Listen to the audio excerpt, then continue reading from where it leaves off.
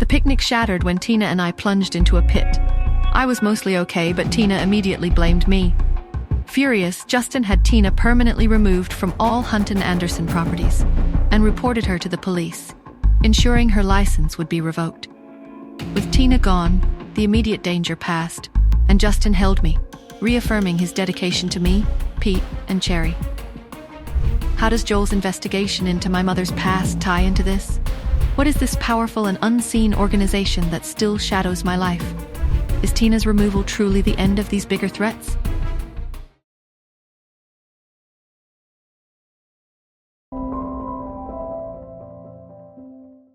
Mommy and Daddy are definitely getting closer, Cherry declared, her eyes sparkling with satisfaction. Did you see how Daddy hugged Mommy after the pit thing?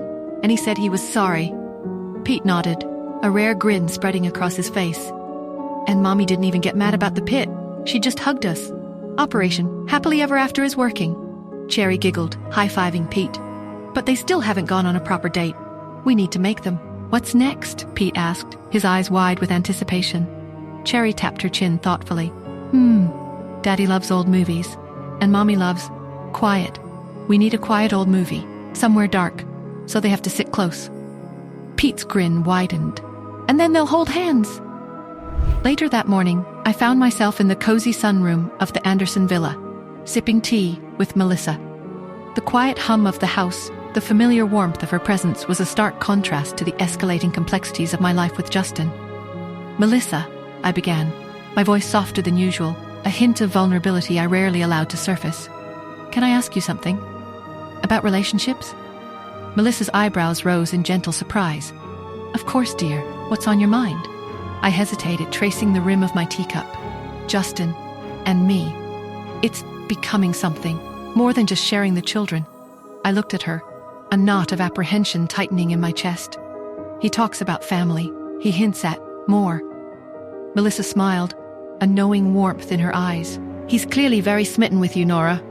And you with him, I dare say. I felt a flush creep up my neck. I don't know what I feel. It's new, complicated. I've always been so independent, and with all the threats, the danger, my past. I gestured vaguely. Is it fair to him? To Pete? To invite them into all that? Nora, Melissa said, reaching across the table to gently take my hand. Love isn't fair. It's messy. And you, more than anyone, deserve happiness.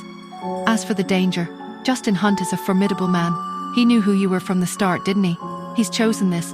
And look at Pete. He's thriving with you. She squeezed my hand. Sometimes, dear, the greatest risks bring the greatest rewards. And you've always been a risk taker. Her words, simple and direct, resonated deeply. Meanwhile, in Justin's opulent home office, he leaned back in his leather chair, a rare, relaxed smile on his face as he spoke to Chester on the phone. She said, "Yes, Chester," Justin said, his voice laced with a boyish glee. "To staying here, to feeling like a family," Chester chuckled. "Took you long enough, boss." Anyone with eyes could see it happening. Pete's a different kid with her around, and Cherry... Well, Cherry runs the show now. She does, Justin agreed, a fond exasperation in his voice. But it's good. It's really good, Chester. I think I'm falling for her. Hard. He paused, a vulnerability entering his tone. She's so guarded, though, so self-sufficient. I don't know how to bridge that gap, to make her see that this isn't just about the children, that it's about us. Chester was silent for a moment. You're a Hunt, Justin. You don't give up. She's worth fighting for. Just be patient and honest. That's what she needs. Justin sighed, a mixture of hope and trepidation. Honest, right. Later that afternoon, as I was preparing my surgical tools for an early morning operation, my phone rang. It was Solo. I hadn't heard from her in a while. "Solo," I answered, my voice a quiet command. "Athena," Solo's voice came through, clear but with an underlying current of caution. "I have an update for you, on Joel Smith. He's been asking more questions about your past, specifically about your biological father." My hand, holding a delicate scalpel, paused mid-air. "He already knows Henry isn't my father. What more could he want?"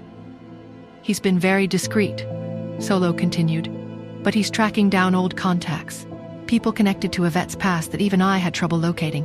He's relentless." A knot tightened in my stomach. Joel, his quiet intensity, his offer to help me.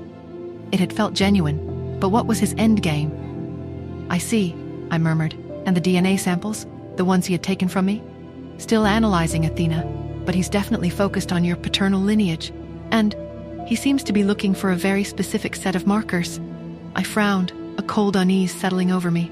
Solo, I need you to find him, my biological father, and his family. Everything you can, before Joel does. The urgency in my voice surprised even myself. Understood, Athena, Solo replied. I'll prioritize it. Be careful. That evening, the grand ballroom of the Hunt mansion was transformed. A lavish but intimate family dinner.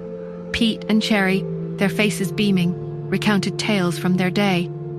Justin's gaze kept finding mine across the table, a warmth in his eyes that stirred something unfamiliar and exhilarating within me. After the children had been tucked into bed, Justin walked me back to my room. He stopped at the doorway, his hand resting on the frame. Nora, he began, his voice low, his eyes direct and unwavering. I need to tell you something.